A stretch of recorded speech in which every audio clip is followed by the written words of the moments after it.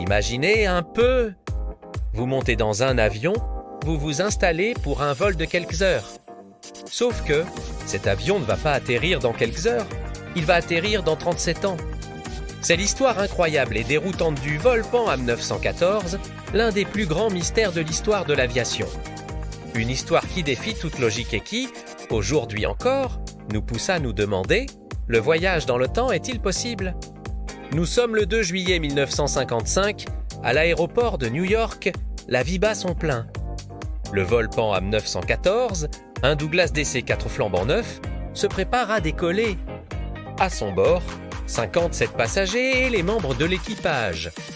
Tout impatient de rejoindre les plages ensoleillées de Miami, la météo est parfaite, le ciel est dégagé, l'équipage est expérimenté.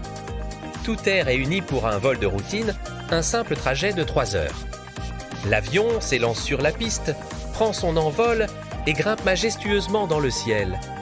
Les familles saluent depuis le terminal, sans se douter qu'elles ne reverront pas l'heure proche avant des décennies. Pendant la première heure de vol, tout se passe comme prévu. Le commandant de bord communique régulièrement avec les tours de contrôle. Mais soudain, vers 9h55 du matin, c'est le silence radio, complet absolu, le contact est rompu. Les contrôleurs aériens tentent désespérément de joindre l'avion, mais leurs appels restent sans réponse. Sur les écrans radars, le point lumineux représentant le vol 914 clignote une dernière fois, puis disparaît comme s'il avait été effacé de la carte. L'avion, avec ses 61 âmes à bord, s'est tout simplement volatilisé. L'alerte est immédiatement donnée. C'est le début de l'une des plus vastes opérations de recherche jamais lancées. Des dizaines d'avions de la garde côtière et de l'armée de l'air quadrillent la zone où l'avion a disparu. Des navires patrouillent l'océan Atlantique, scrutant les vagues à la recherche du moindre indice, un débris, une nappe de kérosène, une valise flottante. Mais rien, absolument rien. C'est comme si l'avion et tous ses occupants n'avaient jamais existé. Les jours se transforment en semaines, l'espoir s'amenuise.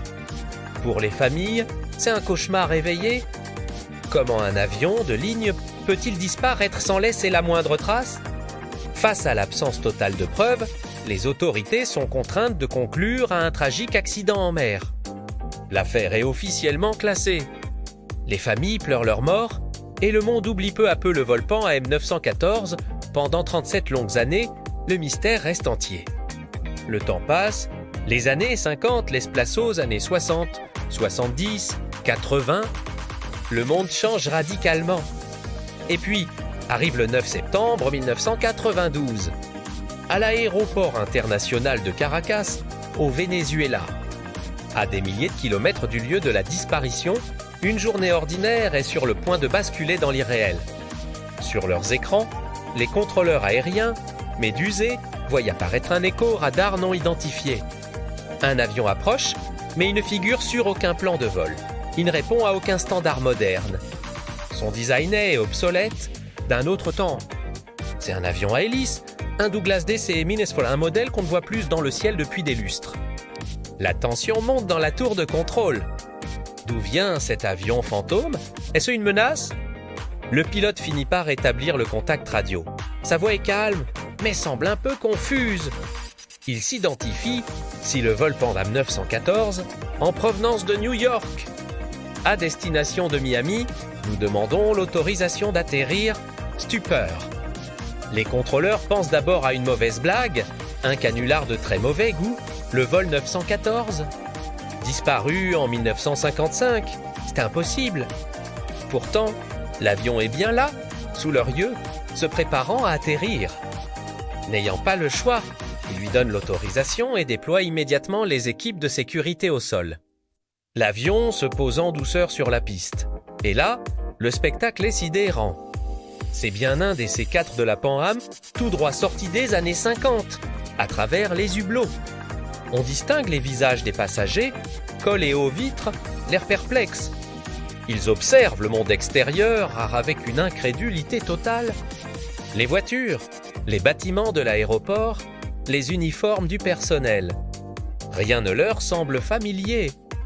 Quand les équipes au sol s'approchent, le commandant de bord ouvre la porte du cockpit. Le dialogue qui s'ensuit est surréaliste. « Où sommes-nous » demande le pilote. « Vous êtes à l'aéroport de Caracas, au Venezuela » répond un agent au sol.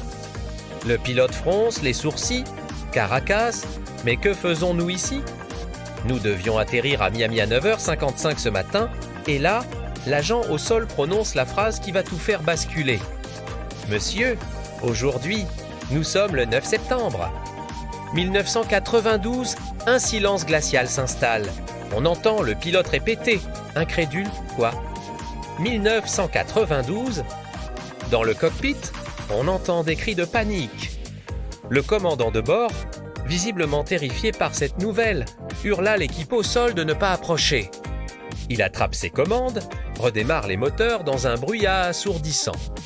Avant que quiconque ne puisse réagir, l'avion fait demi-tour sur la piste, s'élance à pleine vitesse et décolle à nouveau dans une manœuvre d'une dangerosité extrême. L'avion fantôme grimpe dans le ciel et quelques instants plus tard, il disparaît des radars. Une seconde fois. Cette fois, il y a des témoins. Des dizaines de personnes ont vu l'avion. Certains affirment avoir pris des photos. Un contrôleur aérien aurait même laissé tomber un petit calendrier de poche de 1955 que le pilote lui aurait tendu. Juste avant de repartir, l'histoire fait le tour du monde. Les autorités, vénézuéliennes comme américaines, tentent d'étouffer l'affaire, parlant d'une erreur, d'une hallucination collective. Mais c'est trop tard.